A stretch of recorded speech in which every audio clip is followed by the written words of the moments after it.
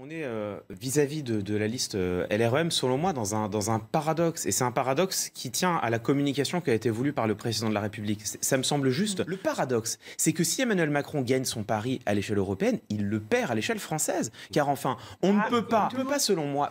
Moi, vous voyez, je pense que la parole politique a encore du poids et de la valeur. Peut-être est-ce ma faute, peut-être est-ce ma naïveté, mais je pense que la parole politique a du poids et de la valeur. Et vous ne pouvez pas, comme l'a fait Emmanuel Macron, fanfaronner pendant des semaines et des semaines, en expliquant que cette élection serait un référendum pour ou contre le populisme, serait une lutte des progressistes contre les nationalistes qui menacent l'Europe, expliquer que vous allez être premier et que c'est un enjeu important, faire campagne contre l'abstention avec des publicités dramatisantes comme on l'a vu. Vous ne pouvez pas faire tout ça et derrière, quand vous êtes second, que vous perdez votre pari, que les Français vous mettent derrière la liste Rassemblement National et expliquer ah bah finalement on a gagné quand même. Et Emmanuel Macron a voulu faire de cette élection un référendum pour ou contre lui, pour ou contre les populistes. Il a perdu ce pari. Karim Zeribi, vous êtes d'accord? Non, je ne partage pas du tout là.